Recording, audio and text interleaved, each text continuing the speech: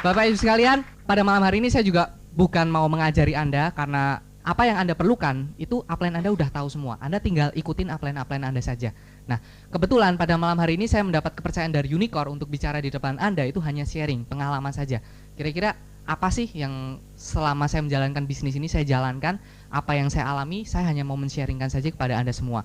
Karena di Unicore juga kita belajar bahwa pengalaman orang lain lebih bagus daripada pengalaman diri kita sendiri, ya nggak? Kalau udah tahu orang lain kejeblos jurang ya ngapain, kalau masih bisa selamat ngapain kita harus kejeblos jurang lagi, ya nggak? Mending kita cari jalan yang lebih cepat, ya kan?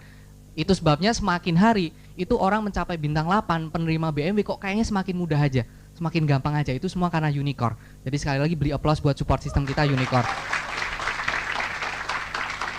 Nah, Bapak Ibu sekalian, acara eksklusif meeting itu buat Unicore itu penting sekali. Kenapa? Saya mau nunjukin tujuan Anda jalanin bisnis ini apa sih? Untuk apa? Banyak, tapi yang jelas pasti impian Anda. Kalau misalnya kita presentasi, itu kan rencana masa depan kita. Ya kan? Apapun itu. Impian Anda mungkin pengen punya mobil, pengen jalan-jalan ke luar negeri, warisan, apapun itu. Yang jelas impian Anda. Nah, untuk bisa mencapai impian Anda, apa yang kita perlukan? Kalau di presentasi, uang, penghasilan, income, ya kan? Kita nggak bicara tentang mata duitan atau materialistis, tapi mau nggak mau uang bukan segalanya, tapi segalanya perlu uang, ya kan? Uang bukan segalanya, uang tidak menentukan segalanya, tapi kalau kita nggak punya uang, segalanya jadi nggak menentu juga. Akan sangat membantu, akan banyak sekali hal yang bisa kita lakukan kalau kita punya uang. Jadi ini kita mau punya penghasilan untuk bisa mencapai impian kita. Nah, penghasilan kalau di bisnis Tiansi itu datangnya dari mana sih? Dari bonus, ya kan? Nah, bonus ini datangnya dari mana? Dari omset, ya kan? Tapi kita bukan bicara TGS. Kalau TGS akumulasi omset itu menentukan peringkat Anda, bintang 1 sampai bintang 8, ya kan? Tapi kalau penghasilan atau bonus Anda itu sangat ditentukan oleh current achievement Anda atau omset per bulan Anda. Kalau buat yang Anda yang belum terlalu paham, Anda bisa tanyakan ke upline Anda. Tapi current achievement ini omset per bulan, ya kan? Itu menentukan bonus Anda. Banyak faktor yang lain nanti seperti current achievement ini sangat ditentukan oleh vital sign dan sebagainya. Cuman mungkin saya nggak akan bahas detail di sini. Tapi yang jelas current achievement kalau di bisnis Tiansi itu sebagian besar disumbangkan oleh new apps, orang yang bergabung baru, ya kan? Kalau di bisnis Tiansi sampai sekarang penyumbang omset terbesar itu new apps. New apps itu aplikasi baru. Jadi orang yang pertama kali bergabung. Jadi bintang 3 langsung 2 juta, bintang 2 500.000 itu biasa penyumbang omset terbesar. Ya pasti ada beberapa yang mungkin rajin belanja, suka belanja, pemakai produk dan sebagainya itu ada. Tapi kalau pengalaman kami itu biasa terbesarnya dari new apps. Nah, new apps itu banyak dihasilkan oleh presentasi, ya kan? Berarti penghasil new apps terbesar itu adalah 15 planner. Orang yang mau presentasi, Anda semua yang menghasilkan new apps. Nah, kalau kita tahu skema seperti ini, berarti kalau kita mau dapat impian kita, apa yang perlu kita lakukan? Presentasi.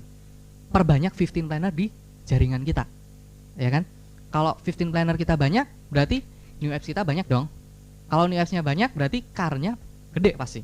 Kalau car-nya gede, bonusnya gede, ya kan? Apalagi kalau Anda punya kelebaran yang bagus, ya kan? Kalau Anda car-nya gede tapi cuman mungkin di satu kaki aja, ya mungkin bonusnya nggak terlalu besar. Tapi kalau Anda punya kelebaran bagus, car-nya gede, bonusnya pasti gede. Kalau bonusnya gede, impian Anda banyak yang bisa tercapai, ya kan? Nah, makanya Anda perlu serius sekali dengan 15 planner. Anda perlu mencetak banyak 15 planner. Nah, caranya gimana? Yang pertama ya Anda jadi 15 planner dulu. Nah, untuk yang pertama kali ini Anda udah lolos, makanya Anda bisa datang ke eksklusif meeting seperti ini. Nah, tapi karena kita bisnis network marketing, kita nggak bisa sendirian, ya kan? Kita perlu duplikasi. Anda perlu mencetak banyak 15 planner. Nah, setahu saya, menurut Unicore, salah satu alat yang paling efektif, paling mudah untuk mencetak 15 planner itu adalah exclusive meeting, EM. Pada malam hari ini itu alat yang paling simple menurut pengalaman saya untuk mencetak 15 planner, karena kita gampang sekali promosinya. Kalau semakin banyak 15 plannernya, ya Anda semakin besar penghasilannya. Sekarang pertanyaannya, yang jadi masalah tadi saya lihat, wah banyak sekali ya new 15 plannernya, banyak sekali. Nah, tadi saya sempat nanya ke Pak Hadi, Pak ini tiap bulan seperti ini Pak. Kata Pak Hadi, iya, wah luar biasa sekali Anda. Cuman logikanya gini, kalau misalnya Anda malam hari ini memutuskan untuk saya datang ke eksklusif meeting bulan berikutnya. Dan Anda nggak mau sendirian kan? Anda pengen grup Anda berkembang. Nah kalau misalnya Anda mutusin, oke, saya mau ngajak minimal 1 aja downline saya datang ke eksklusif meeting pada bulan berikutnya. Kira-kira ruangan ini cukup nggak? Udah nggak cukup. Cuman saya nggak tahu. Saya berharap sih seperti itu. Tapi menurut pengalaman biasanya bulan depan jumlahnya sama seperti ini lagi. Kok bisa? Berarti ada yang nggak konsisten, ya kan? Ada yang tetap datang ke eksklusif meeting bulan depan. Ada yang malah ngajak downline-nya 1, 2 orang, 3 orang. Tapi saya nggak mendoakan. Cuman biasanya saya nggak tahu yang mana. Ada aja. Alasannya apa aja? Ada di antara Anda yang kok eksklusif meeting bulan berikutnya itu nggak datang. Nah itu yang jadi masalah biasanya kenapa kita lama untuk berhasilnya di bisnis ini. Karena yang paling penting di sini adalah konsistensi. Ini penting sekali Bapak Ibu. Karena di bisnis ini kita perlu momentum, ya kan? Anda udah mungkin dengarkan banyak sekali kaset-kaset dari Netpi, mungkin Pak Suprapto Cuaca itu udah membahas kalau pesawat mau mengudara itu perlu kecepatan tertentu. Ya kan kalau Pak Suprapto bilang kalau pilotnya main-mainin gas ya nggak pernah mengudara pesawatnya. Nah sama juga dengan bisnis ini. Bisnis ini Anda perlu membangun momentum. Nggak pernah bisa membangun momentum kalau Anda nggak konsisten. Bulan ini semangat. Saya nggak tahu, saya percaya Anda nggak ada. Cuman downline saya itu banyak sekali yang seperti ini. Kalau di Unicorn kan ada Silver Planner ya. Silver Planner. Anda presentasi minimal 15 kali per bulan selama 3 bulan berturut-turut. Ya kan? Nah, yang paling penting itu adalah konsistensinya. Tapi downline saya biasanya mau ngakal-ngakalin. Pak, kalau 15 kali selama 3 bulan berturut-turut berarti 45 kali kan? Nah, kebetulan saya lagi libur nih Pak bulan ini. Liburan kuliah. Bisa nggak kalau bulan ini saya 45 kali tapi 2 bulan lagi karena udah kuliah saya nggak presentasi lagi. Nggak bisa Bapak Ibu sekalian. Makanya juga kalau di core meeting itu kita jauh lebih suka kalau Anda presentasi 2 kali per minggu. Daripada mungkin dalam sehari Anda presentasi 8 kali, setelah itu selama sebulan Anda nggak pernah presentasi. Karena di bisnis ini yang paling penting adalah konsistensi. Karena dengan konsistensi kita selalu diingatkan kalau kita sedang menjalankan bisnis ini. Manusia itu belajar dari pengulangan. Perlu diulang terus, bukan berarti Anda ingatan Anda lemah atau Anda nggak pinter, enggak, tapi emang manusia itu belajar dari pengulangan. Dengan pengulangan Anda akan bisa belajar banyak. Nah ini yang penting adalah konsistensi. Buat Anda yang baru pertama kali hadir ke eksklusif meeting, Anda coba buat komitmen apapun yang terjadi 2 bulan berturut-turut yang akan datang, Anda presentasi minimal 15 kali lagi dan Anda hadir ke eksklusif meeting. Apapun yang terjadi, coba konsultasi dengan upline Anda ya. Saya hanya sharing aja, semoga kita bisa sama-sama berhasil. Tapi intinya Anda coba buat komitmen, buat perjanjian dengan upline Anda. Saya mau datang eksklusif meeting 2 bulan berturut-turut, sehingga Anda bisa jadi silver planner. Karena menurut buku, kalau Anda melakukan sesuatu selama 90 hari berturut-turut, ini akan jadi kebiasaan baru Anda. Sehingga kalau setelah 90 hari Anda nggak melakukan itu lagi, Anda akan merasakan sesuatu yang kurang. Leader saya ada satu konsultasi terus setiap hari dan sebagainya. Waktu dia skripsi itu karena terbentur jadwal dan sebagainya, jadwal presentasi dia berkurang. Tapi setiap malam dia selalu nelpon saya, dia selalu ngerasain, aduh saya kok kayaknya badannya ini nggak enak gitu ya. Mau ngerjain skripsi juga gimana rasanya. Saya pokoknya pengen presentasi dulu. Kalau udah presentasi minimal sekali dalam hari itu baru dia bisa tenang ngerjain skripsinya. Karena apa? Udah jadi kebiasaan. Makanya Anda perlu ambil komitmen 90 hari berturut-turut. Yang paling penting adalah di berturut-turutnya. Jadi kalau Anda udah melakukan 89 hari dan hari ke-90 Anda bolong, Anda ulang dari awal. Yang penting di sini berturut-turut. Karena kalau udah 90 hari berturut-turut itu akan jadi kebiasaan baru Anda. Nah itu penting sekali. Kenapa? Karena semua orang sukses, nggak cuma di bisnis ini, itu ditentukan oleh kebiasaannya. Ini menentukan kesuksesannya. Nggak cuma di bisnis ini. Anda bisa tanyakan mungkin ke atlet, olahragawan, atau ke penyanyi, atau pengusaha yang sukses. Anda tanyakan. Mereka pasti punya kebiasaannya, sehingga mereka bisa sukses seperti sekarang. Kita biasanya kan ngelihat suksesnya aja kan. Wah itu pemain bulu tangkis, kok bisa berhasil seperti kita nggak lihat kehidupan sehari-harinya. Penyanyi, kok bisa suaranya bagus. Kenapa? Kita nggak pernah lihat kehidupan sehari-harinya seperti apa. Latihan nyanyi berapa jam, latihan nari berapa jam, latihan olahraga berapa jam. Kita nggak pernah lihat. Nah sama juga dengan bisnis ini. Kebanyakan orang itu ngelihat, aduh enak ya Pak Louis Tendean, penghasilan tertinggi, pemasar terkaya. Tapi kita nggak pernah lihat kan, dulunya beliau membangun bisnis ini seperti apa, kerja kerasnya seperti apa, kebiasaan seperti apa yang Pak Louis Tendian bangun sehingga beliau bisa mendapatkan apa yang beliau miliki seperti sekarang. Nah, Pak Louis itu udah bersusah payah bersama para leader-leader kita, ada Pak Edo, ada Pak Ferdinand, ada Ibu Dia, ada Pak Naga, Pak Purno, itu udah merangkum kebiasaan-kebiasaan apa sih yang membuat mereka bisa sukses seperti sekarang. Kebiasaan-kebiasaan ini itu dirangkum di core person, kebiasaan core person. Ini adalah kebiasaan seorang diamond. Jadi Anda jangan main-main dengan core person. Mungkin kelihatannya aduh, itu apa sih gitu loh. Ngomong-ngomong waktu awalnya para leader itu udah merangkum, bikin meeting kan, kira-kira apa sih kebiasaan yang membuat kita bisa sukses seperti sekarang. Nah ngomong-ngomong waktu itu kira-kira ada 100 kebiasaan. Kita ngelakuin ini kan, kalau kita ngeliat wah itu kan Pak Louis gitu kan rajin ya, kebiasaannya banyak gitu loh, akhirnya keluarlah 100 kebiasaan. Nah biasa setelah dibagikan ke para leader-leader tingkat selanjutnya, tingkat menengah, kita meeting biasa kan, namanya downline. Apa? Nawar. Pak, itu kayaknya kalau kebiasaan ke-59 nggak perlu deh, kayaknya terlalu ekstrim, gimana kalau nggak usah aja. Akhirnya ya udah setelah diskusi dan sebagainya, oke deh, kebiasaan nomor 59 nggak usah. Ada lagi yang nawar, Pak kayaknya nomor 23 itu juga terlalu berat deh buat kita yang banyak kesibukan, kayaknya cuma bisa buat orang-orang yang pengangguran aja deh Pak, gimana kalau nggak usah. Udah deh nggak usah. Akhirnya nawar terus, akhirnya tinggal 7 ini pun sebenarnya masih ditawar sih. Sebenarnya masih ditawar, tapi akhirnya para leader kita ngomong nggak bisa. Kalau yang 7 ini ditawar, Anda nggak akan berhasil. Ini semua kalau Anda jalankan, ini perkalian dengan 1. Jadi kalau Anda presentasi minimal 15 kali, itu kali 1. Jadi kalau Anda 30 kali, kali 2. Kalau Anda pakai produk, kali 1. Anda melayani pelanggan, kali 1. Anda baca buku 15 menit, kali 1. Anda dengerin 1 kaset, kali 1. Anda datang ke setiap pertemuan, kali 1. Anda good team player, kali 1. Nah ini semua dikali 1. Jadi kalau misalnya ada 1 yang tidak Anda lakukan, Anda presentasi boleh 100 kali tiap bulan, 15 kali kira-kira 6 ya. Anda makan produknya banyak sekali, kali 5. Tapi Anda nggak pernah baca buku, Anda nggak pernah dengar kaset. Ini kali 0, kali 0. Hasilnya berapa? 7 kebiasaan. Itu harus Anda jalankan semua. Nggak bisa ditawar. Karena ini udah terbukti, kebiasaan ini yang membawa leader-leader kita mencapai kesuksesannya seperti ini. Anda nggak bisa nawar lagi, jadi Anda harus jalankan semua. Dan ini perlu Anda jalankan secara konsisten. Gitu. Nah, Bapak Ibu sekalian, mungkin Anda merasa, waduh kok banyak aturan dan sebagainya. Iya Bapak Ibu, kita sekarang ini bicara bisnis. Ya kan? Ini meeting bisnis kan? Kita bicara tentang bisnis. Nah, mungkin Anda udah dengarkan kasetnya Pak Heru Kuncoro yang terakhir?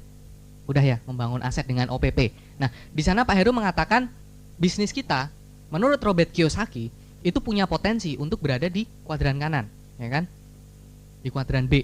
Karena di sini ada konglomerasi, ada personal franchise, ada network marketing. Tapi yang kita pelajarin menurut Unicorn, bisnis kita itu memang punya potensi ada di kuadran kanan. Tapi belum tentu. Kabar buruknya belum tentu, kabar baiknya itu punya potensi untuk di bisnis kuadran kanan. Yang membedakan apa? Menurut Robert Kiyosaki, sistem. Apa yang membedakan kuadran S, small business atau self-employed dengan kuadran B, business owner? Sistem. Cara ngeceknya gimana? Kalau Anda tinggalkan bisnis itu, ya kan? Kalau Anda tinggalkan bisnis itu selama 1 tahun, bisnis itu bangkrut, itu berarti ada di kuadran kiri, kuadran S. Tapi kalau Anda tinggalkan bisnis itu, malah makin berkembang, berarti Anda di kuadran B, business owner. Nah, sama juga dengan bisnis kita. Bisnis kita punya potensi yang luar biasa sekali untuk ada di kuadran kanan. Tapi bagaimana cara Anda membangun bisnis ini akan menentukan bisnis ini akan berkembang di kuadran kiri atau kuadran kanan. Makanya itulah fungsinya dibuat Unicorn. Leader-leader kita membuat Unicorn itu fungsinya untuk memberikan sistem dalam bisnis kita. Kebanyakan orang, saya nggak tahu nih, kebetulan saya kuliah di ITB, kan biasanya mahasiswa, apalagi mahasiswa teknik, kebanyakan senangnya mikir sendiri. Teman-teman saya banyak yang akhirnya sekarang nggak berhasil di bisnis ini. Kenapa? Karena saya ajak di bisnis ini, mereka pengennya jadi semacam penemu. Dia bilang, ngapain saya ngikutin upline kamu? Apalagi Pak Louis Tendian, semua dari kita tahu, lulus kuliah aja nggak. Teman-teman saya tuh dasarnya sombong, nggak mau ngikutin, ya kan, ngerasa IP-nya bagus, kuliah lulus cepat. Masa saya harus belajar dari Pak Louis? Nggak mau. Mereka pakai cara mereka sendiri-sendiri. Akhirnya sekarang buktinya Pak Louis pemasar terkaya, teman saya nggak tahu sekarang di mana. Kenapa? Karena Pak Luis itu udah berpengalaman, para leader kita itu untuk membuat sistem yang berhasil di bisnis ini. Kita tinggal ikutin aja, kenapa sih kita harus repot-repot? Nah, kenapa Pak Heru Kuncoro, seorang pengusaha konvensional yang sudah sukses, itu mau menjalankan bisnis ini? Karena bisnis ini punya sistem. Saya pikir kalau nggak ada sistemnya, beliau nggak akan mau, ngapain lagi gitu loh. Susah-susah, beliau udah sukses di usahanya, tapi bisnis ini yang menarik punya sistem. Siapapun kita, apapun latar belakang kita bisa berhasil menjalankan usaha ini dan bisa berkembang di mana-mana. Saya pikir nggak mungkin unicorn itu sekarang udah menguasai seluruh Indonesia, ya kan, bisa nyampe ke Pekanbaru, padahal upline Anda ada yang di Bandung, ada yang di Bali, ada yang di Jogja, tapi bisa berkembang luar biasa sekali di Pekanbaru. Kenapa? Karena ada sistem, ya kan. Dan saya percaya Anda semua pengen punya bisnis nggak cuma di Pekanbaru kan, kalau bisa juga di seluruh Indonesia dong, seperti Pak Luis atau mungkin nanti internasional, ya. Mr. Lee udah menyediakan bisnis ini di seluruh dunia. Kenapa Anda cuma pengen punya bisnis di Pekanbaru? Rugi banget gitu loh. Pasarnya internasional, kenapa kita cuma menggarap yang lokal? Ya kan? Kalau pengen punya bisnis internasional, sistem penting. Pekanbaru tuh ibaratnya ya Anda mulai bisnis ini sekarang bintang 7, bintang 6, anggap cuma latihan lah inilah. Ini tuh penghasilan Anda masih seujung kuku lah yang Anda dapat sekarang itu. Potensi Anda tuh masih gede sekali. Pak Luis saja dihina sama Mr. Lee. Ya kan? Waktu ketemu Mr. Lee bilang, Pak Luis, penghasilan Anda tuh masih seujung kuku. Masih banyak yang bisa Anda dapatkan dari bisnis ini. Kenapa Anda cuma berpikir di Pekanbaru aja? Kembangkan bisnis ini dimanapun, Pak. Nah, untuk bisa mengembangkan kita perlu yang namanya sistem. Ya kan? Bisnis kita personal franchise. Kita ambil contoh bisnis franchise, McDonald. Ya kan? Saya setuju, saya pasti juga setuju kalau McDonald itu hamburger yang paling laris di seluruh dunia. Ya nggak? Ada yang bisa ngalahin hamburger? Gak ada. Tapi apakah Anda setuju kalau McDonald itu hamburger yang paling enak di seluruh dunia? Gak ada yang bisa jamin. Kalau saya aslinya dari Solo, di Solo itu ada hamburger yang lebih enak daripada McDonald. Tapi larisnya kalah jauh. Kok bisa? Padahal kan biasa kalau kita milih makanan, milih apa? Yang enak dong. Ya nggak? Udah jelas-jelas kita tahu lebih enak yang bukan McDonald. Tapi kenapa kita masih tetap milih McDonald? Kenapa? Kenapa yang paling laris? Karena punya sistem. Ray Kroc yang mendirikan McDonald itu paling jago membuat sistem. Dia teliti sekali. Dia benar-benar merancang suatu cara goreng kentang itu kayak gimana. Ya kan, dia suhunya harus berapa derajat, harus digoreng selama berapa menit. Itu beliau meneliti sampai detail sekali. Makanya jadilah sistem. Sehingga apa yang kita dapatkan sekarang? McDonald dimanapun Anda makan rasanya sama. Dan yang menarik apa? Kalau Anda perhatikan karyawan dari McDonald itu biasanya anak muda kan, paling umur berapa sih? Belasan tahun, ya kan? Dan kalau Anda perhatikan, coba misalnya Anda cek, Anda datang ke McDonald besok misalnya, besok malam Anda ke McDonald, Anda coba perhatikan kan ada name tag-nya tuh karyawannya, ya kan? Anda coba ingat-ingat misalnya Mas Budi misalnya, Anda apalin, Anda coba datang setengah tahun lagi atau berapa bulan lagi lah, 3 bulan lagi, biasanya si Mas Budinya udah nggak ada. Tandanya apa? Pergantian karyawannya cepat sekali, tapi rasanya tetap sama kan, ya nggak? Mau yang buat Mas Budi, Mbak Ita, atau Mas Joko, rasanya sama aja, ya kan? Sedangkan hamburger yang enak tadi, kalau dibuat sama orang lain jadi nggak enak lagi. Itu yang menarik dari McDonald. Nah, sama juga dengan Unicorn ini. Unicorn itu membuat sistem sehingga siapapun kita, apapun latar belakang kita, dimanapun kita, kalau kita mau menjalankan bisnis ini hasilnya sama, bisa ditebak. Itu menarik sekali kan? Jadi Anda bisa kembangkan bisnis ini nantinya di seluruh dunia dan Anda bisa percaya, Anda bisa pastikan kalau bisnis Anda itu akan berkembang. Nah, itulah potensi bisnis yang sedang kita kerjakan sekarang. Jadi jangan hanya berpikir Anda akan mengembangkan bisnis hanya di Pekanbaru. Karena bisnis Anda bisa punya kesempatan dengan modal hanya 2 juta rupiah plus 85.000 Anda punya bisnis internasional. Bisnis mana lagi sih? Ya nggak sih? Jadi pastikan Anda serius sekali kembangkan bisnis ini. Karena potensi Anda itu luar biasa sekali. Ya kan, kalau Anda mau buka cabang, Anda biasa harus mikirin apa sih? Ya kan, sewa gedung lagi. Ya kan, beli peralatan lagi, sewa karyawan lagi. Kalau di bisnis ini apa sih? Tinggal presentasi, sponsorin orang itu udah Anda buka cabang lagi kan. Gampang sekali. Bisnis apa lagi gitu loh, dengan sederhana sekali, tapi Anda bisa punya potensinya luar biasa. Tapi itu justru kadang jadi kelemahan. Kenapa? Karena diremehkan. Ya kan, segala sesuatu yang simple, yang mudah, biasanya kita cenderung ngeremehin. Ya, makanya Unicorn itu dari sejak pertama kali Anda mendengarkan presentasinya, biasanya di OPP atau presentasi, itu kita sudah sering nyebut-nyebut tentang 7 langkah. Ini bisnis aneh sekali gitu loh. Anda baru dengar pertama kali, rahasianya udah dibukain. Jadi mana kadang Anda nggak percaya gitu loh. Bener nggak sih? Pasti ada yang disembunyiin gitu loh. Ya kan? Bisnis apa gitu? Anda mau buka restoran, ya kan? Anda tanya ke restoran yang sukses nggak akan dikasih tahu kan? Ya kan? Makanya kalau bisnis ini Anda dikasih tahu 7 langkah, dipikir upline Anda bohongin Anda. Itu yang jadi masalah. Tapi ngomong-ngomong nggak Bapak Ibu sekalian. Pak Louis Tendean, peringkat tertinggi, beliau kalau misalnya Anda todong pakai pistol, Pak, kasih tahu rahasianya apa? Kalau nggak kasih tahu, saya tembak mati. Beliau cuma bilang, ya saya taunya cuma 7 langkah. Saya jalanin cuma 7 langkah, nggak ada yang dirahasiain lagi. Gitu. Tapi mungkin saya nggak tahu. Buat Anda yang masih baru, mungkin masih meragukan apa iya sih cuma 7 langkah? Ya kalau langkahnya cuma 7 langkah, saya punya sebuah cerita. Ada di sebuah waktu itu mungkin ada, saya lupa pernah diceritain atau enggak. Ada di sebuah perbatasan waktu itu di Jerman sana. Ada seorang tua yang tiap hari itu lewat perbatasan, di pintu gerbang perbatasan itu bawa sepeda. Naik sepeda tiap hari lewat. Nah, penjaga perbatasan itu curiga. Ini tiap orang tiap hari itu lewat terus. Kok kayaknya mencurigakan, kayaknya dia nyelundupin sesuatu deh. Saya pengen tahu. Akhirnya diamatin terus. Tiap hari diamatin, tapi nggak ketahuan juga. Lewat terus tiap hari dengan sepeda warna biru, tiap hari lewat sampai akhirnya bertahun-tahun kemudian nggak ketemu juga.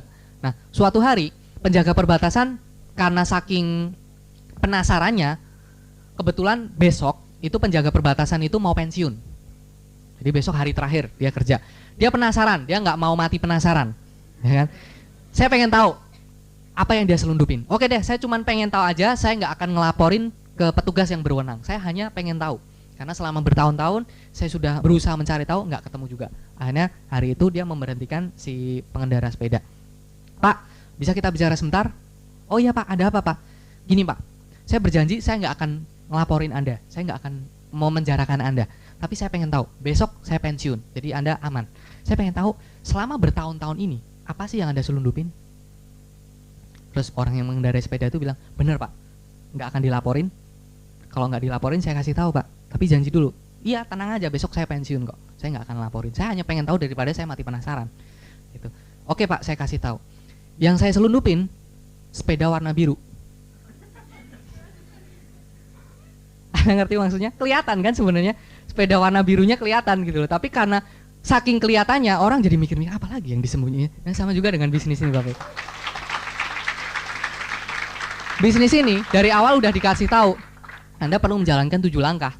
Anda perlu jadi core person. Tapi karena saking kelihatannya, saking jelasnya, orang kadang mikir apa lagi sih yang perlu saya jalankan? Anda mungkin tanya, Pak Seno pada malam hari ini mau bagiin rahasia apa lagi sih? Strateginya gimana sih? Yang saya tahu ya cuman Anda jalankan 7 langkah, Anda jadi core person, cuman itu aja.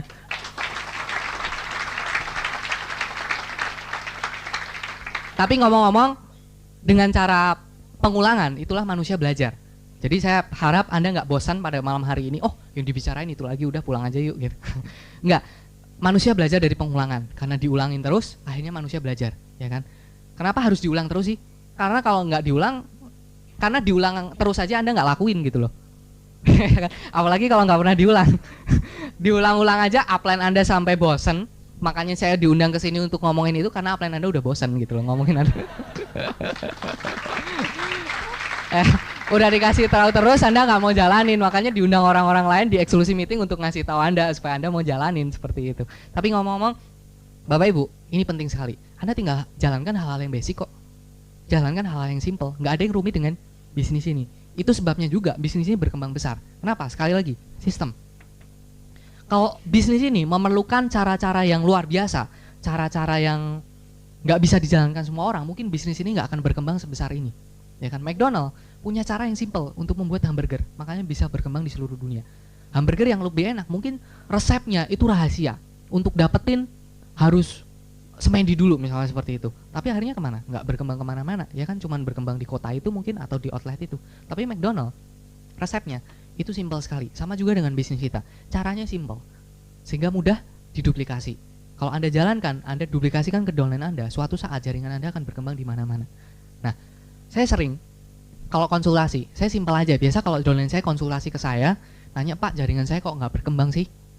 Jaringan saya kok macet dan sebagainya. Saya biasa nggak ngomong panjang lebar, saya bilang, Pak coba cek antara 7 langkah core person mana yang belum Anda jalankan. Bisa itu aja, karena nggak semua orang juga sudah menjalankan kan.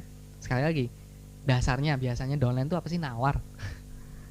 Masalahnya itu kan, saya sering, loh kenapa saya bisa bicara seperti ini? Karena saya dulunya juga seperti itu. Jadi saya tahu. Simpelnya, dari 7 langkah, saya nawar. Langkah kedua, daftar nama. Saya biasa nawar, dulu awalnya nawar. Ngapain sih perlu ditulis-tulis segala? Ngapain sih perlu nggak dipilih-pilih? Kan saya tahu teman saya seperti apa, ya kan? Nggak mungkin dong, saya nggak lupa ingetan, masa teman saya lupa sih? Masih ingat nggak ada? Masih ingat kan sebenarnya? Teman dari SD sampai sekarang masih ingat kan? Ngapain sih ditulis? Ngapain sih harus ditulis semua? Kan saya tahu. Kan Anda tahu kan mana yang potensi terhadap bisnis ini, mana yang nggak potensi. Anda pasti merasa Anda tahu kan, mana yang mungkin bisa diajakin, mana yang nggak bisa diajakin. Anda tahu kan, ngerasa tahu kan. Kenapa sih harus nggak boleh dipilih-pilih?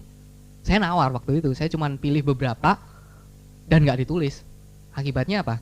Yang saya pikir potensi nggak mau gabung, ya saya pikir nggak potensi gabung ke orang lain.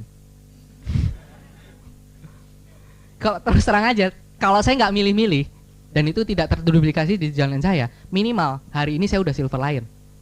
Tapi saya udah kehilangan 2 bintang 8. Harganya berapa? Bintang 8, 2. Bintang 8 tergantung ya. Kalau misalnya ambil rata-rata omset per bulan mungkin 1 miliar lah. Kita ambil rata-rata 1 miliar currentnya. Kalau kita dapat 1%, berarti berapa? 10 juta. Jadi dari si bintang 8 ini Anda dapat passive income per bulan itu 10 juta. Bunga deposito sekarang berapa? 6% ya? Gampangnya aja lah. Berarti untuk dapat passive income 10 juta, Anda perlu punya deposito berapa? 2 miliar. Berarti kalau saya kehilangan 2 bintang 8 sama aja saya kehilangan 4 miliar. Itu hanya karena Anda nggak tulis semua. Jadi jangan main-main dengan daftar nama Anda. Daftar nama Anda itu potensial sekali. Saya bisa tunjukkan beberapa banyak hal. Siapapun Anda punya diamond di daftar nama Anda. Siapapun Anda punya diamond. Karena apa? Anda nggak pernah tahu, Bapak Ibu.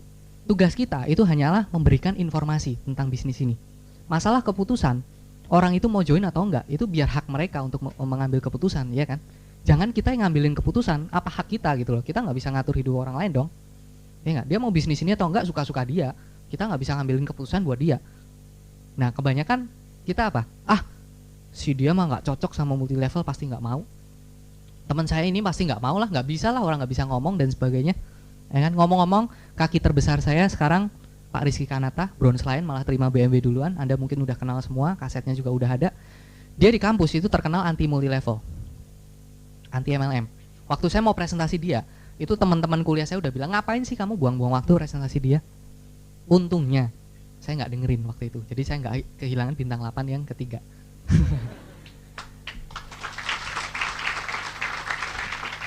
Tapi potensinya besar sekali daftar nama Anda kalau Anda serius. Saya tunjukin berapa bukti.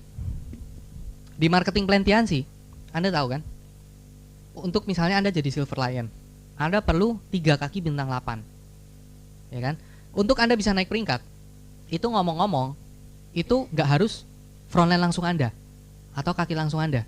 Ya kan? Di sini Anda mau bintang 2 sekalipun, ini bintang 1, ini bintang 3. Ini mau berapa kedalaman? Kalau di sini ada bintang 8, di sini ada bintang 8, di kedalaman berapapun bintang 8 ya Anda silver lion.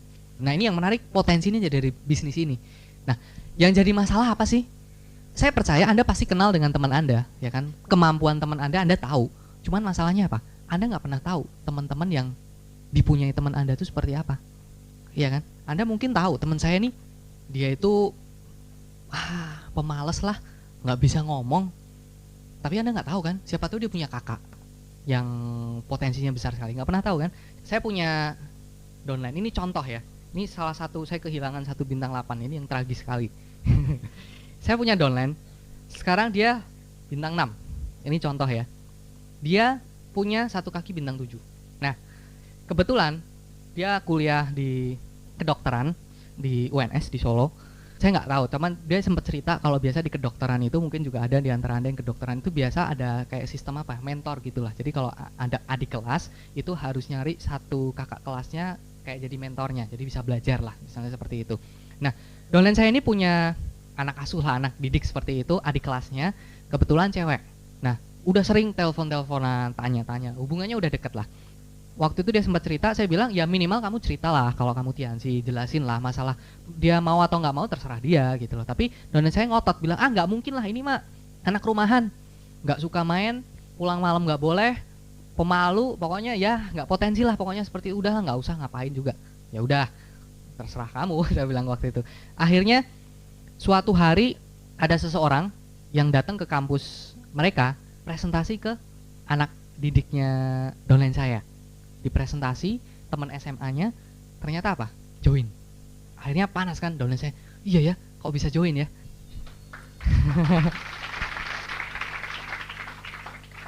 Downline saya menghibur diri, bilang sama saya, tenang aja Pak, paling juga bentar lagi mati, nggak akan aktif, paling cuman join, belanja produk. Akhirnya apa Bapak Ibu? Perkiraannya tepat, cuman 1 minggu langsung muntaber yang temannya ini. Tapi sebelum berhenti, dalam waktu 1 minggu, temannya ini sempat menyponsorin 1 orang teman SMA-nya lagi. Nah, akhirnya dibantu sama apply-nya. Si orang ini dalam waktu 1 minggu bintang 4. Wah, jadi nyesel kan? Downline saya nyesel kan yang bintang 6 ini. Wah, padahal dia waktu itu peringkatnya masih sama downline yang di sini. Wah, dia lagi mau cari kaki penyeimbang seperti itu. Wah, 1 minggu bintang 4. Saya aja bintang 4 setengah mati, 1-2 bulan nggak bisa ini.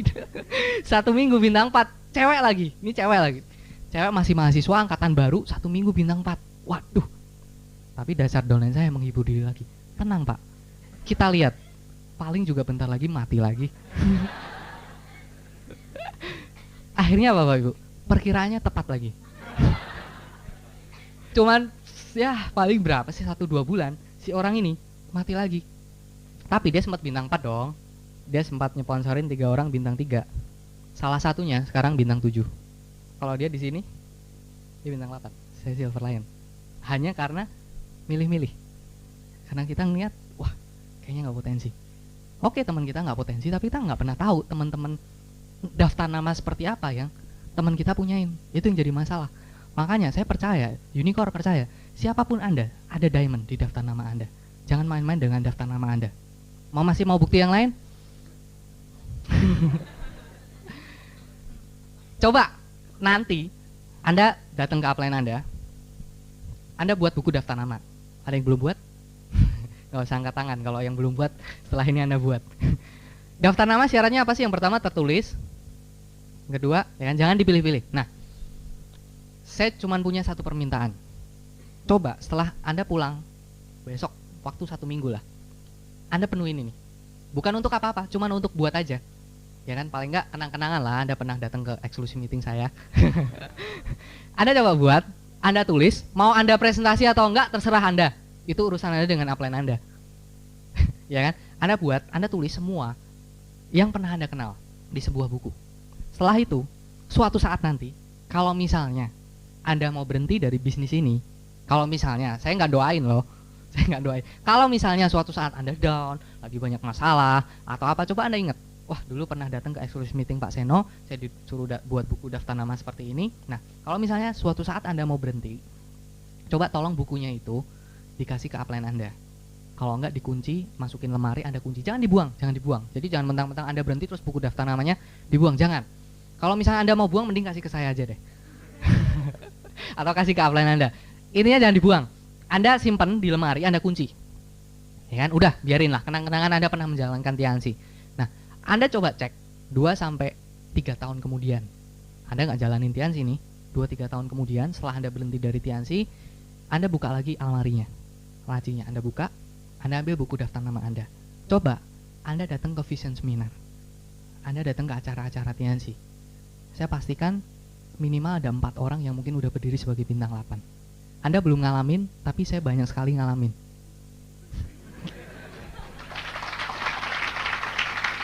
Anda pernah nggak? Saya nggak tahu, tapi saya sering sekali ngalamin. Saya presentasi teman saya bilangnya apa? teman saya tuh nggak ada yang mau diajakin tiansi, ya kan. Akhirnya setelah berbulan-bulan, 1 tahun kemudian saya follow up dan sebagainya. Saya sering loh ngomong-ngomong sekarang setelah saya, makanya follow up penting sekali. Setelah saya jalani bisnis ini 3 tahun lebih, saya bisa mensponsori teman-teman saya yang sudah saya presentasi 3 tahun yang lalu. Keterlaluan kan, lama sekali follow upnya. Akhirnya setelah saya ajak mereka datang ke pertemuan, reaksi mereka apa? Loh, itu teman saya, kau udah bintang 6. Loh, itu teman saya, kau udah bintang 7. Itu kejadian Bapak Ibu. Dia menunda 3 tahun, 3 tahun kemudian dia banyak melihat teman-temannya di vision seminar. Kenapa? Karena dia nggak mau segera itu bekerja di bisnis ini. Ngomong-ngomong, Tiansi sekarang lagi berkembang pesat sekali Bapak Ibu. Kalau Anda nggak cepat, Anda ketinggalan. Ya, Anda udah dengar mungkin dari upline-upline Anda, omset Tiansi bulan Desember 2005 itu omset Tiansi terbesar sepanjang sejarah Tiansi ada di Indonesia. Jadi kalau ada yang bilang Tiansi udah jenuh, Tiansi udah nggak berkembang di Indonesia, Anda salah besar. Karena semakin hari Tiansi semakin besar. Anda mau ikut nggak ikut, Tiansi akan tambah besar. Tiansi sekarang adalah perusahaan multi level nomor 1 di Indonesia. Tapi intinya itu, Anda mulai dari daftar nama, Anda serius sekali. Anda serius dengan daftar nama. Masih banyak yang lain. Yang lain apa? Langkah nomor 1, ketinggalan. Ya kan? Saya awalnya nawar juga. Ngapain sih? Ya kan, kalau Pak Heru bilang di kasetnya, ngapain gitu loh, kayak anak kecil, kayak anak TK, tempel-tempel, gunting-gunting, gambar-gambar, ya kan? Ngapain gitu loh. Atau masalah target, masalah goal tiap bulan. Anda pernah nggak membicarakan tentang goal Anda, target Anda dengan upline Anda? Biasanya, saya percaya mungkin di antara Anda nggak, tapi downline saya itu paling kesel kalau saya tanyain tentang goalnya. Paling nggak suka, kayaknya benci sama saya kalau saya nanyain tentang goalnya. Saya percaya kalau Anda nggak ya sama upline Anda, kasihan dong. Upline Anda tuh peduli sama Anda kok malah dibenci sih. Tapi kalau saya biasanya, downline saya itu paling kesel kalau saya nanyain tentang goalnya, targetnya. Kenapa? Karena dia nggak pernah punya goal, nggak pernah punya target. Ya kan? Kalau saya tanyain tentang vital sign, tentang impiannya, itu biasanya nggak mau jawab. Gitu. Nah, tapi itu menunjukkan Anda itu ada di kuadran kiri atau di kuadran kanan dalam menjalankan bisnis ini. Kelihatan dong bedanya. Ya, kalau Anda merasa bisnis ini bisnis Anda sendiri, coba tanya. Mungkin saya percaya di antara Bapak Ibu sekalian ada yang pengusaha, kan pasti banyak ya. Seorang pengusaha itu pasti punya visi sih, pasti punya visi. Perusahaannya mau dibawa kemana sih? Ya kan, pasti punya impian. Perusahaan saya akan sebesar apa, akan punya cabang di mana, akan berkembang seperti apa. Seorang pengusaha itu pasti punya visi, pasti punya impian. Sedangkan kebanyakan karyawan, ya udah kerja aja dong. Ya kan, diperintahin apa sama bos, ya udah saya jalanin. Yang penting target dari bos saya kerjain tercapai, saya dibayar, udah cukup. Ya kan, masalah mau dikembangin kemana terserah lu gitu. Ya kan, itu bedanya kuadran kiri sama kuadran kanan. Nah, sekarang pertanyaannya, Anda menjalankan bisnis ini dengan pola pikir kuadran kiri atau kuadran kanan? Ya kan, kalau Anda menjalankan dengan pola pikir kuadran kiri, ya Anda nggak bisa menuntut untuk Anda dapat passive income. Ya kan? Tapi kalau Anda jalankan dengan pola pikir kuadran kanan, Anda bisa dapatkan passive income. Ya kan? Contoh sederhana, konsultasi. Anda yang harus dikejar-kejar upline Anda tiap bulan untuk konsultasi, atau Anda yang mengejar-ngejar upline Anda untuk dikasih waktu konsultasi. Itu udah beda. Anda kuadran kiri atau kuadran kanan. Kalau Anda dikejar-kejar upline Anda sampai, ayo dong konsultasi, mungkin Anda masih di kuadran kiri. Tapi kalau Anda yang kejar-kejar upline Anda untuk minta waktu konsultasi, Pak saya mau konsultasi, saya punya goal, gimana Pak caranya supaya tercapai? Anda udah di kuadran kanan. Konsultasi itu gini loh. Kalau biasanya saya nggak pernah kerja sih, cuman saya dengar cerita dari teman-teman saya aja. Kalau misalnya karyawan, pegawai, biasanya kalau dipanggil bosnya, ayo gimana laporan perkembangannya dan sebagainya. Kalau hasilnya jelek biasa gimana sih? Males dong ketemu, ya kan, takut kan kalau dimarahin dan sebagainya. Nah, itu pola pikir kuadran kiri. Tapi kalau pola pikir kuadran kanan, kalau Anda seorang pengusaha, bisnis Anda sedang terpuruk, bisnis Anda sedang turun, apa yang Anda lakukan? Cari konsultan dong, ya kan? Anda cari konsultan, gimana caranya supaya bisnis saya berkembang. Itu pola pikir kuadran kanan. Nah, sama juga dengan bisnis ini. Kalau bisnis Anda sedang turun, sedang terpuruk, sedang nggak berkembang, sedang macet, yang perlu Anda lakukan apa? Cepet-cepet cari upline Anda. Jangan malah menghindari upline Anda. Tapi biasa kebalikan kan? Kalau bisnisnya lagi down, upline telepon aja nggak diangkat, upline SMS nggak dibales. Ya banyak di sini. Kalau di tempat saya sih banyak seperti itu. Kalau di sini nggak tahu. Kasihan dong upline Anda, orang perhatian sama Anda kok dicuekin gitu sih. Tapi itu penting sekali. Ibaratnya gini lah. karena domain saya tadi kedokteran, saya sedikit ngerti lah. Kalau pasien sakit nih, orang sakit, kalau misalnya datang ke dokter, apapun sejelek apapun keadaan dia, kalau dia mau sembuh, ceritain dong.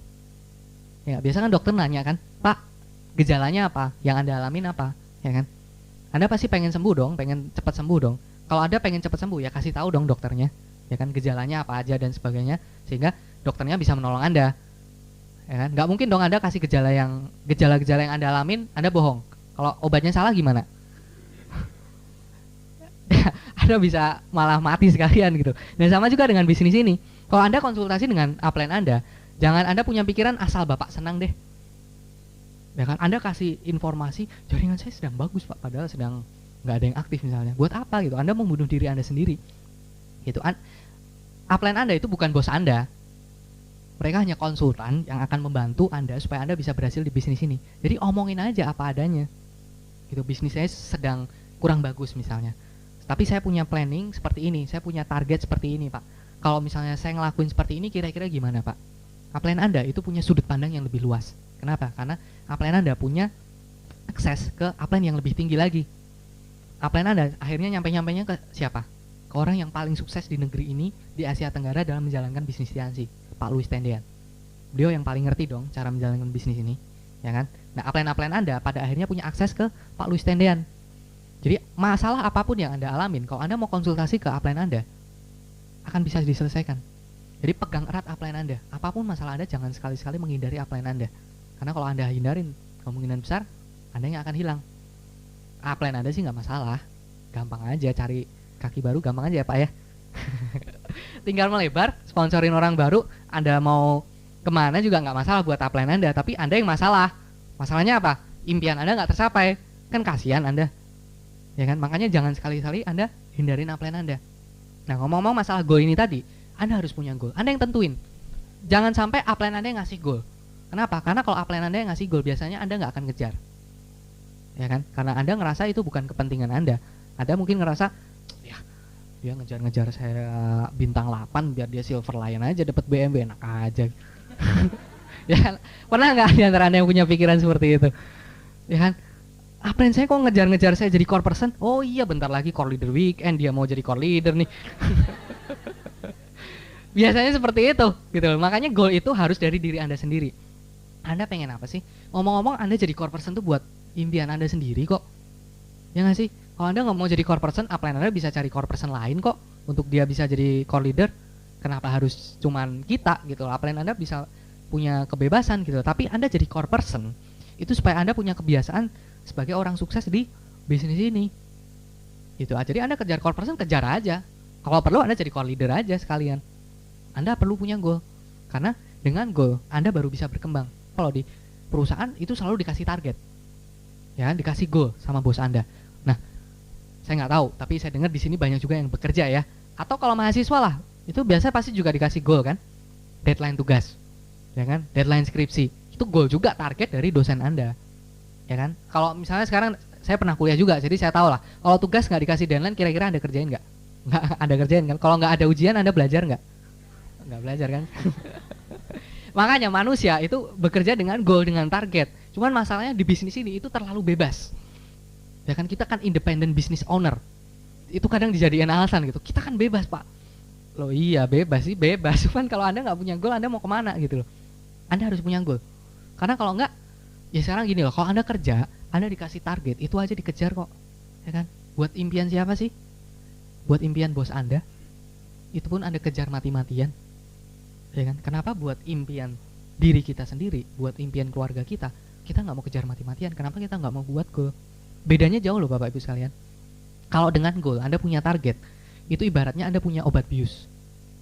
Karena Anda tahu, Anda akan fokus dengan goal Anda akan nggak peduli terhadap penolakan, penghinaan, ejekan. Anda nggak peduli, karena Anda punya target, Anda punya sesuatu yang Anda kejar.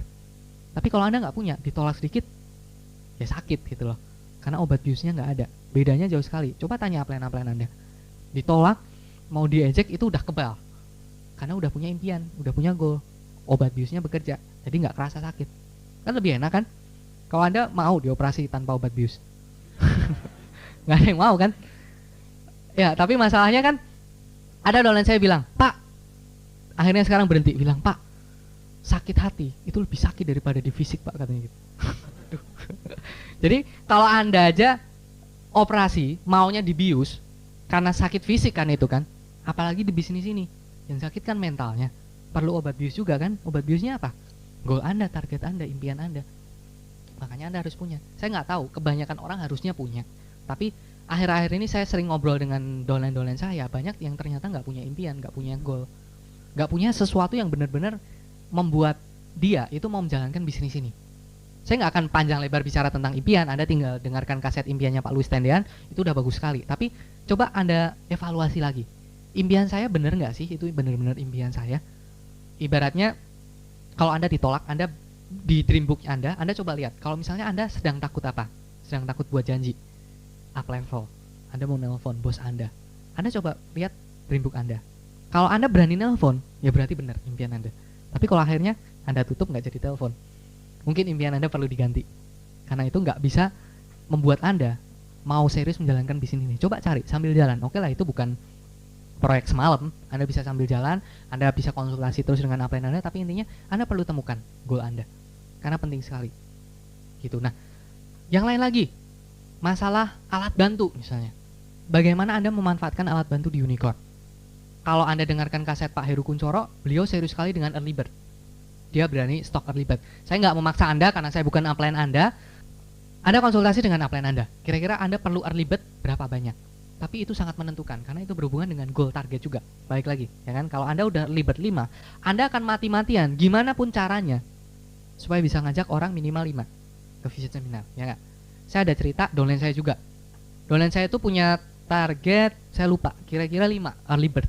Waktu itu early bird 5, jangka waktu kan 2 bulan ya. Setelah early bird, karena habis vision seminar, dia semangat sekali, dia presentasi banyak sekali. Akhirnya kira-kira 1 bulan sebelum vision seminar, atau 2 minggu lah sebelum vision seminar, 5 tiket itu udah bisa terjual. Tapi ke teman-temannya, masalahnya teman-temannya akhirnya 1-2 hari sebelum hari H, kelima-limanya batalin karena teman sendiri maksa uangnya dibalikin. Kalau bisa jangan sampai terjadi sama Anda, tapi downline saya ngalamin itu. 5 tiket dibalikin semua, nggak tahu kenapa uangnya minta dibalikin. Akhirnya bingung kan downline saya kan. Akhirnya apa yang terjadi? Besoknya di vision seminar dia tetap bisa ngajak 5 orang. Kenapa? Karena dia punya goal, udah pegang ribet, dia nggak mau rugi. Kalau misalnya nggak terjual, dia rugi 200.000. Buat seorang mahasiswa itu besar sekali. Tapi coba bayangkan kalau misalnya dia nggak beli ribet, cuman ngajakin aja 5 orang. 1 hari menjelang hari H, 5 orang batalin. Kira-kira gimana? Ya udah datang sendiri aja, atau mungkin malah dia nggak datang juga. Ya kan, karena nggak ada yang bisa diajak, ya kan? Bedanya jauh sekali Bapak Ibu. Kalau Anda early bird, sekali lagi sesuaikan dengan kondisi Anda, tapi semakin Anda berani, semakin Anda kepepet, istilahnya tenaga dalam Anda akan keluar. Anda akan ngajak siapapun yang bisa diajak ke vision seminar. Mungkin orang-orang yang tadinya Anda takut untuk ajak ke vision seminar, karena Anda kepepet 1-2 hari menjelang hari H, tiket Anda belum terjual, mungkin Anda akan berani. Siapa tahu malah jadi kaki bintang 8 Anda. Ya kan? Saya biasa, Pak Rizky Kanata itu juga hari-hari terakhir vision seminar, waktu itu Pak Louis Tendean berapa tahun yang lalu di Bandung, teman-teman kuliah saya ajakin nggak mau, akhirnya ya udah, karena udah pada nggak mau, ya udah saya paksain, meskipun teman-teman saya bilang anti MLM, peduli amat, yang penting datang ke vision seminar. Akhirnya datang, jadi positif, sekarang jadi besar sekali bisnisnya. 1 orang bisa bedanya jauh sekali. Pak Rizky Kanata cuma 1 orang, tapi sekarang menghasilkan di jaringan saya mungkin udah puluhan ribu orang dari 1 orang. 1 orang bedanya bisa puluhan ribu orang, bisa jutaan. Anda ngotot ngajak vision seminar, bedanya bisa jauh sekali. Alat bantu, oh ya, mungkin ini ilustrasi yang sederhana, mungkin sering dipakai di OPP, ya kan? Tapi coba Anda evaluasi lagi. Alat bantu, misalnya contoh paling sederhana apa? Masukin paku ke tembok. Mungkin sangat sering dipakai. Waktu saya pertama kali datang ke OPP, ilustrasi yang dipakai itu aja terus, ya kan? Masukin paku ke tembok. Sederhana. Tapi Anda coba bayangkan, Anda kalau masukin paku ke tembok perlu alat bantu kan? Apa? Palu. Masukin paku ke tembok tuh gampang gak sih? Gampang kan? Anak kecil aja bisa kan? Tapi Anda bayangkan kalau misalnya Anda nggak dikasih alat bantunya, nggak dikasih palunya, kira-kira gimana? Ya kalau di OPP sering dibilang pakai kepala lah, pakai tangan lah, Anda kejedot lah dan sebagainya. Tapi coba kita sekarang mikir beneran lah. Kalau misalnya Anda dikasih paku, nggak dikasih palu, Anda masukin paku ke temboknya gimana? Susah nggak? Setengah mati kan? Buat kita aja susah setengah mati. Tapi kalau ada palunya, anak kecil aja bisa. Dan sama juga dengan bisnis ini. Kalau Anda pakai alat bantu, bisnis ini tuh simple. Tapi kalau Anda nggak pakai alat bantu, ya mungkin setengah mati. Makanya mungkin kebanyakan di luaran sana itu Anda sering dengar kan, wah bisnis ini susah. Anda coba tanya, udah pakai alat bantunya belum? Ya kalau pertemuan-pertemuan gitu sih saya biasa nggak suka datang. Kalau dengerin kaset gitu sih saya nggak suka gitu. Tapi penting sekali, Netpi. Anda udah Netpi belum? Ngomong-ngomong di Unicorn, Netpi ini selain 15 Planner, itu sangat membantu untuk meningkatkan omset. Rata-rata saya nggak tahu ya, saya nggak tahu tapi saya tanya, ini informasi aja. Biasanya kalau dari upline saya, statistik di Unicorn, satu orang yang Netpi itu ekuivalen, itu bisa menghasilkan current achievement per bulannya itu 1 juta. Rata-rata, tergantung ya, tergantung kondisi tiap jaringan, tapi rata-rata 1 juta. Lumayan kan?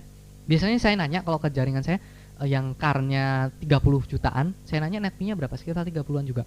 Ada yang terakhir 400 jutaan, netpinya berapa? 400-an juga. Jadi kalau Anda misalnya Anda mau meningkatkan current-nya, salah satu lagi caranya gimana? Anda tingkatkan netpinya. Orang baru bergabung, Anda jangan malu-malu, promosikan netpi-nya. Minimal yang 3 bulan lah. Kenapa sih? Kalau misalnya orang udah langganan netpi 3 bulan, dia mau berhenti mikir dong. Minimal kan udah terikat nih 3 bulan. Masa mau berhenti sih? Ya kalau misalnya pun mau berhenti, bulan depan Anda datengin lagi, kasih pinjam netpi-nya lagi, semangat lagi. Paling nggak bertahan 3 bulan. Ya kan? Ya, kalau bertahan 3 bulan, itu segala kemungkinan bisa terjadi. Ya kan? Si orang ini aja 1 minggu bisa ketemu 1 bintang 7. Nah kalau orang bisa bertahan 3 bulan kan Anda bisa gimana lah caranya supaya dapat name listnya atau kedalamannya atau gimana kan? Ya gak? Jadi Anda promosikan netpi, jangan segan-segan, jangan malu-malu promosikan netpi ke orang baru. Anda manfaatkan alat bantunya. Banyak sekali alat bantu, Unicorn itu concern sekali. Leader-leader kita tuh mikirin gimana caranya setiap orang itu gampang menyeponsorin orang. Bentar lagi katanya akan keluar semacam bisnis proposal resmi dari Unicorn. Leader-leader kita tuh tiap hari, tiap malam tuh mikirin gimana caranya supaya downline-downline saya itu mudah menjalankan bisnis ini. Nah udah disediain, kenapa sih kita nggak mau make? Tinggal make loh. Ya supaya gampang, ya kan? Supaya masukin paku pakai palu enak kan? Ngapain sih kita susah-susah? Itu kalau kita punya pola pikir sebagai seorang pengusaha. Nah, saya punya sebuah cerita. Saya nggak tahu, mungkin Anda mikir, waduh Pak Seno ini datang malah ngomong, malah bikin saya down aja nih. Kok kayaknya susah banget jalanin bisnis ini. Saya punya sebuah cerita. Ada seorang mahasiswa, saya kuliah di Bandung. Ada seorang mahasiswi, cewek, angkatan baru yang sedang kuliah di Bandung. Kebetulan orang tuanya di Jakarta. Orang tua di Jakarta, nah akhirnya selama 1 semester nggak pernah kontakan dengan orang tuanya, dengan ibunya nggak pernah kontakan. Akhirnya setelah akhir semester, liburan nggak pulang juga. Tapi suatu hari mahasiswi ini kirim surat ke ibunya. Akhirnya dibaca oleh ibunya. Isi suratnya kira-kira seperti ini. Halo ibu, apa kabar? Sorry, selama 1 semester ini, sebutlah namanya siapa ya? Tini. Tini sibuk sekali dengan kuliah Tini dan banyak kejadian yang akan Tini ceritakan setelah ini. Jadi Tini nggak pernah ngontak ibu. Nah, Tini akan nyeritain pengalaman Tini selama kuliah 1 semester ini di Bandung, Bu. Nah, ada suatu kejadian yang paling penting sekali. Suatu hari waktu Tini mau makan malam, Tini mau ngajakin teman Tini untuk makan malam sama-sama. Nah, waktu Tini masuk ke kamar teman Tini, kamarnya terbuka Bu, tapi teman Tini nggak ada. Akhirnya Tini cari-cari ke kamarnya kok nggak ada. Nah, cuman waktu Tini ngelihat ke meja teman Tini, ada uang teman Tini yang tertinggal di meja. Dan uang itu cukup besar Bu. Nah, karena lagi pengen, akhirnya Tini ambil uang itu.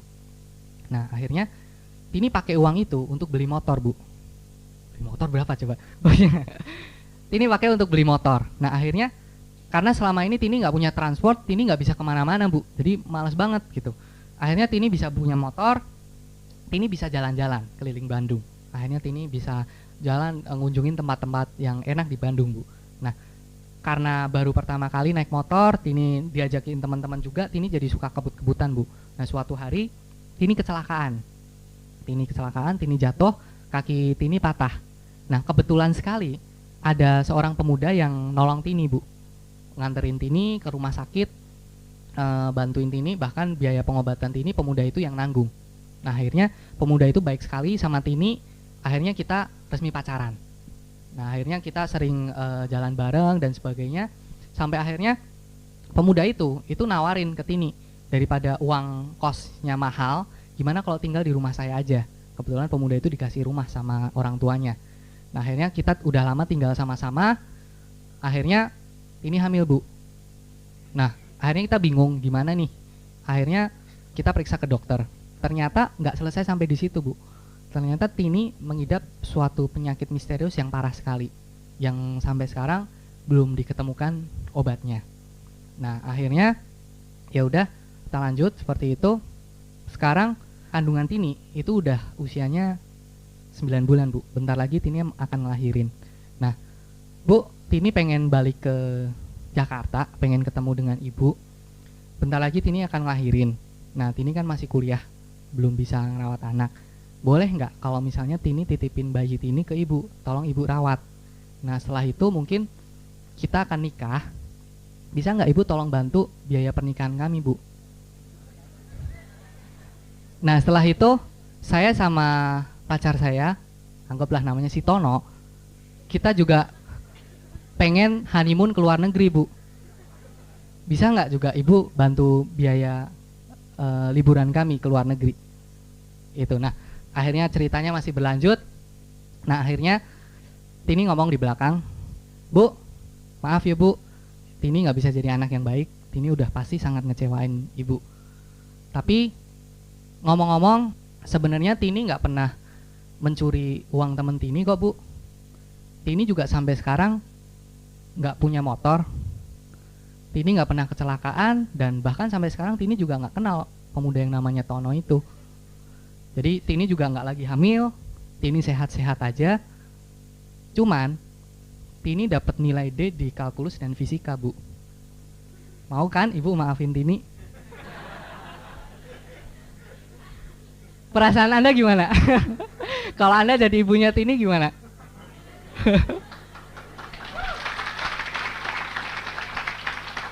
Tadi pertamanya udah gondok banget kan, tapi terakhir akhirnya lega, ya kan? Tapi coba kalau si Tini nggak pakai people skill, langsung bilang, Bu, kalkulus sama fisika saya dapat D, kira-kira gimana? Langsung dimarahin kan? Apa pelajaran yang bisa kita ambil? Bisnis ini, banyak orang yang bilang bisnis ini susah. Bisnis ini kayaknya susah banget deh untuk dijalanin. Nah kalau Anda punya perasaan seperti itu, Bapak Ibu sekalian, susah dibandingkan dengan apa? Ya kan? Seperti cerita tadi, kabar buruk dibandingkan dengan apa? Ya kan? Kabar buruk, nilainya D, kabar buruk kan? Ibunya pasti kesel dong. Tapi si Tini pintar, dikasih pembandingnya dulu, yang lebih buruk, jauh lebih buruk. Makanya nilai D jadi kabar baik. Nah sama juga dengan bisnis ini Bapak Ibu sekalian. Kalau Anda bilang bisnis ini susah, susah dibandingin dengan apa dulu? Susah dibandingin dengan mungkin Anda nggak bisa memenuhi impian orang tua Anda. Mungkin susah dibandingin dengan Anda harus kerja puluhan tahun, tapi Anda nggak bisa bahagiain anak Anda. Susah dibandingin dengan apa dulu Bapak Ibu sekalian? Kalau Anda sudah ngerti tentang bisnis ini simple. Bisnis ini emang nggak mudah, bisnis ini perlu perjuangan. Tapi kalau Anda bilang susah, susah dibandingin dengan apa? Oke, selamat malam, sukses buat Anda.